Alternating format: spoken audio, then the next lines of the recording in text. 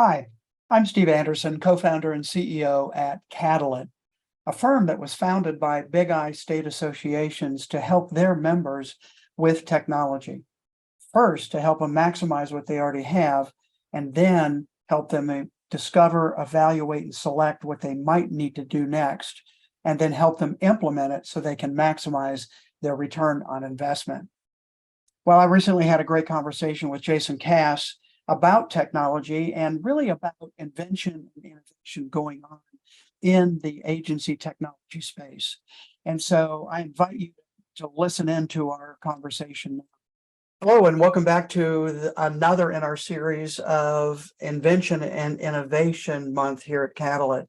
I'm really happy to have with us today Jason Cass, who's been around the industry a while, started his own agency, and actually I'm going to ask him to introduce you a little bit of his background, and then we'll jump into a couple of questions. Yeah. Hey, well, thank you very much for having me, Steve. Everybody listening, appreciate you giving me your time as well. I own a 3-location agency in Southern Illinois, been in the business since 2001, and absolutely think it's the greatest industry God ever created for multiple reasons. So thanks again, Steve. There you go.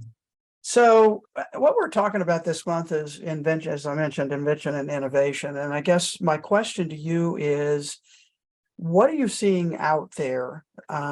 Meaning with agents, you interact with agents a lot in a couple of different ways that you would consider new inventions, new innovations. And my thought on why we call it invention and innovation is that you can't actually innovate something until you invent something. So I feel like innovation is, there's too much emphasis put on innovation without enough emphasis on invention. So, but that's just my viewpoint, et cetera. I like that. But I guess, what are you seeing? What should agents pay attention to? What's kind of fun and exciting? Well, Steve, I think that, I don't know if you're a spiritual man, but a unique power brought us together many, many years ago. And they brought us back together right now for this specific reason for you to ask me this question, because some of the most innovative / inventive things that I have seen in my 20 some years in the insurance industry. If you guys know me, I've always been associated with social media and tech and doing things like that. And I'm not. I'm just can visualize it and hire people in my agency to do it. But in February of 2023, I did not think that I saw the future. I thought the future had passed me by. And when everybody knows that when we do a personal lines quote, and we're a large commercial, so it works commercial as well, but we'll talk personal lines.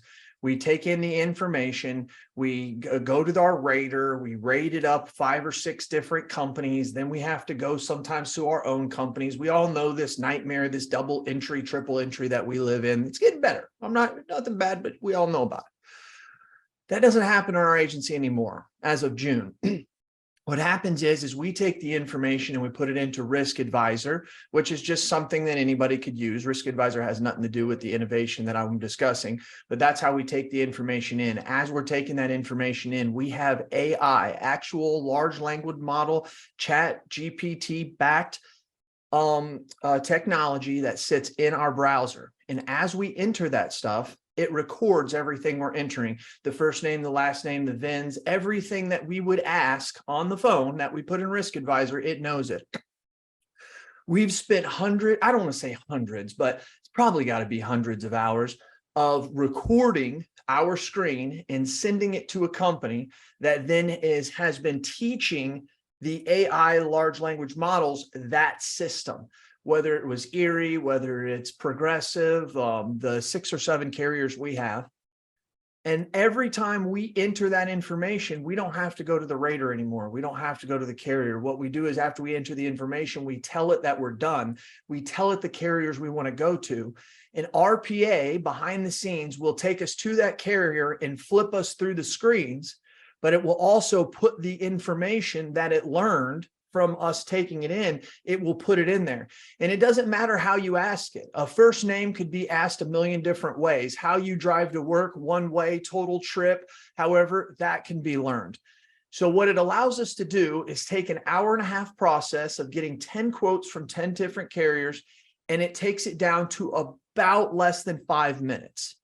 Now, that is in our agency and is rolling out September 1st to everybody by Gaia Technologies, Gaya Okay. I was going to Technologies. ask you who it was. I thought it might be them. Yes, I but actually had a great conversation with their CEO not recently. Carl and Jean-Pierre, unbelievably smart people, and they're good people. They're good people. They come from Stanford, have unbelievable backgrounds. I just want everybody to know right now, I'm a 100% I'm an investor, is the only tech company I've ever invested in. So I want everybody to know that. Yeah.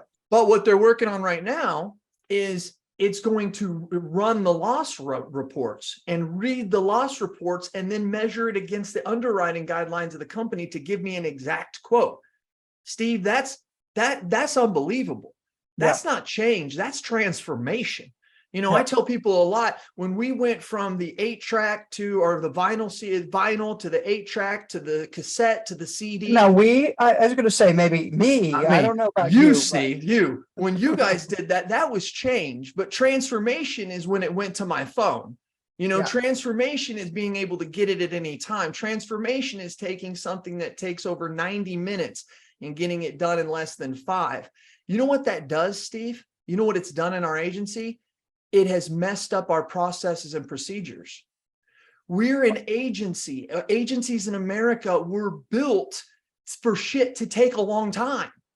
And then all of a sudden, when the technology doesn't make shit take a long time, all of a sudden you start going, I got a lot of people around here that I guess I could put in other areas. But there comes a point in time where you start to run out of those. So when you talk about innovative, I've seen it, and it's also changing our agency. And to be honest with you, we can't use the technology in every place until we figure out new processes and ways to do it. So yeah.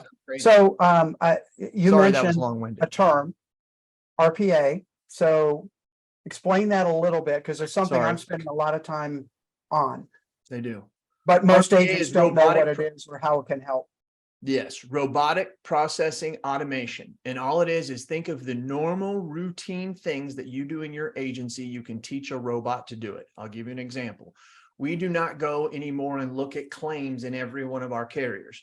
We have a bot that every day at midnight or whatever, I don't know when it does it, it goes to that carrier. Every carrier we tell it to, it's been trained to go to that carrier, run the claims report, notice any claims that have anything added, anything removed, has any of the wording changed in any of the notes in the claims, and then it brings that back to us. It does that for cancellations, does all kinds of stuff. So is that the same vendor, or is that a different vendor? No, that's the same vendor. That's Adapt API. You could also use Quandary. See, one of the differences between these two, and this is good for your listeners to know, Quandary they're both all great. Okay, so Quandary is a vendor out of Canada that has RPA specifically for insurance agents, both brokers in Canada and agents in US. And then an Adapt API, which is another one. The difference between them is Adapt API has bots that are already created. He has like 7 to 8 to 10 bots. And think of the bots like, what do they do? Everything that doesn't download into your agency management system, you can get a bot to go out there and get it and do it rather than your assistant. Quandary, the difference with them is still a great company, but they customize bots. Like they have the bot go get a document, rename it a certain thing, create the invoice. I mean, they have it doing some detailed things. So basically taking, and a phrase I'm going to borrow from my friend Brian Deeds, soul-sucking work that's repetitive and automating, right? That's right. In your agency. And again, the time savings, et cetera, et cetera. So, I totally agree. These are some really exciting, and I would call some of that new inventions and, innovations for the industry. And you're right, for the agency, I think one of the things is the mindset of an owner, and I feel like, and I've kind of come to this conclusion, frankly, because some of my work now with Catalyst, but apathy is the biggest problem in independent agencies, meaning agency owners say that technology is their biggest problem, but they're not willing to invest time, resources, et cetera, in figuring out some of these kinds of things that can really help. So Steve, Steve, an average agency that's listening to this right now is in anywhere, if they take their annual revenue, let's say it's $1 million, that tells me that we know for a fact that $500,000 to $600,000, probably closer to 600,000, is used on payroll associated costs. Any dollar that you're putting towards an employee. Okay. We are now starting to see with companies who are using virtual employees, we're starting to see them ride in that mid 40s, low 50s, right? Think of what I just said. If we're doing 10 quotes a day, and that's 1.5 hours per quote, not answering the phone or doing anything, that's 10 hours right there. You start to attribute this, and you can really start to see that there is a way that you could possibly get it down to, I don't know, 30% of your annualized payroll, 35. Now, how does an agency down the road who has to pay 600,000, that's $1 million agency, and I pay 250,000 to 350,000 for the same $1 million agency, they can't compete. I can run circles around them. And this is why I have blasted my trumpet since 2018 about the great separator, about us being separated by technology. There comes a point in time where agents will start to do the things that we've been saying to do for years. And it's just not like they're one or two things behind. They're like so far behind, it's ridiculous that they just can't catch up. The technology gap will be too big. Yeah. And then if you're in your 50s or 60s and you're trying to sell, you're going to get higher multipliers just by investing in technology over the next 2 to 3 years. No question about that. Anything else? Obviously, that's a current passion, it sounds like. Yeah. I love it. Anything else? I saw the future past me, Steve. It was wild. I was like, holy crap. So anyways, yeah. But no, there's IndieTech. I do appreciate your coming to that.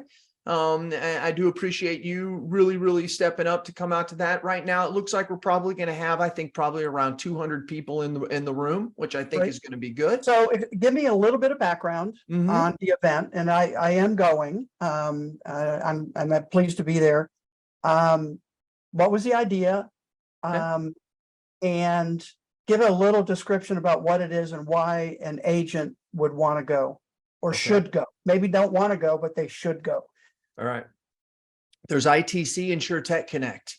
If you're an independent insurance agent, it really has nothing to do with you. If you want to network and see cool things, go there. But if you want to learn anything about your agency, it's not.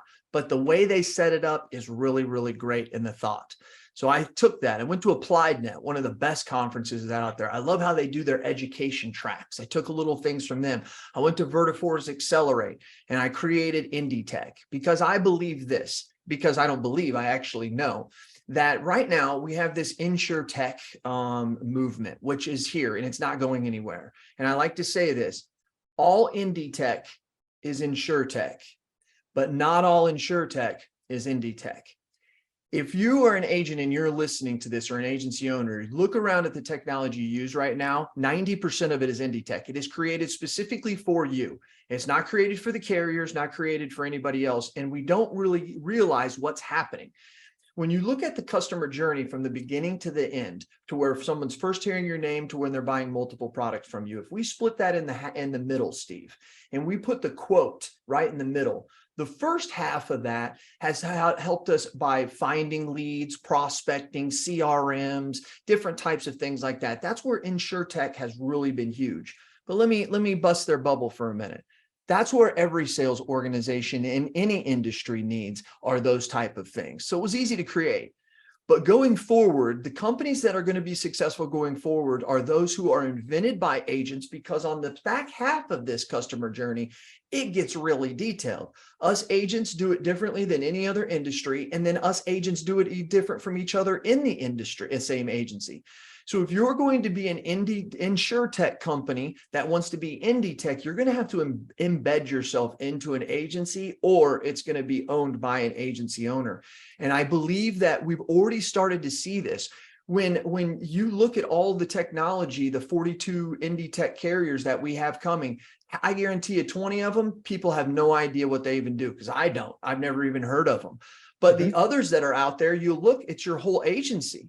You really have to start sometimes thinking like, where is InsurTech and what is IndieTech? And so I believe there's a movement, and you should be an agent that comes there, because we're going to create the customer journey. And as you walk through the customer journey, you will experience the technology you would use at that part of the journey.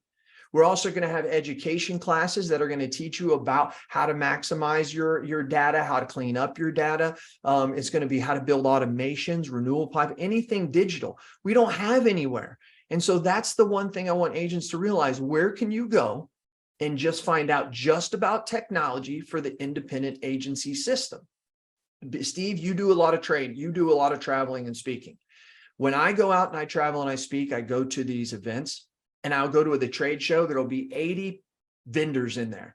And there will be every time, go and look next time, less than 5 tech companies every time. And I'm thinking, how are agents supposed to know and supposed to scale and supposed to talk to the things that we just talked about with the numbers and the RPA and the AI technology? How are they supposed to know about that if agents are going to these things looking for the next homeowner market or looking for new current markets, right? We need to be able to expose that. And so in the middle of the heartland in Indianapolis, Indiana, for independent insurance agents, I am creating a technology show that is for tech and for agents. And it's just going to be fantastic. And we also have a CEO panel. Yep. Yeah, actually, yeah, that'll be great. I've always enjoyed that. I did that, I don't remember how long ago now, probably 15 years ago, got all the CEOs together on a stage and ask questions. A great thing to do. I assume there's still tickets left. There are tickets left. There are tickets left. And I will tell you this right now, if you go and you use IPFS 300, you get $300 off. Perfect. IPFS 300. I've got a couple codes, but that's already pretty inexpensive for agents to go. So absolutely. Steve, again, for me, agents, the best way to figure out what's going on is to be exposed to other people that are doing it. And this is a way to do that. And your mind may be blown and you may go back saying, I'm going to sell before I do all of that. That's okay. But there may be people in your organization that go, oh my gosh, look at what we could do. And they could take it. And the leadership part of that will be you allowing them to do that and supporting them in that. So, all right, Jason, always fun to talk. We need to do this again and, figure out what else we need to delve deep into. But appreciate it. I'll see you in a few weeks. And thanks for being on. Thank you. All right. Take care, everybody. Again, I'm Steve Anderson, co-founder and CEO here at Catalyst. Thanks for watching. And I'm just really excited about what's potentially happening out there today. There are some really great things coming and changes being made. So look forward to helping all of our subscribers understand that in a better way. All right. Thank you all. Take care.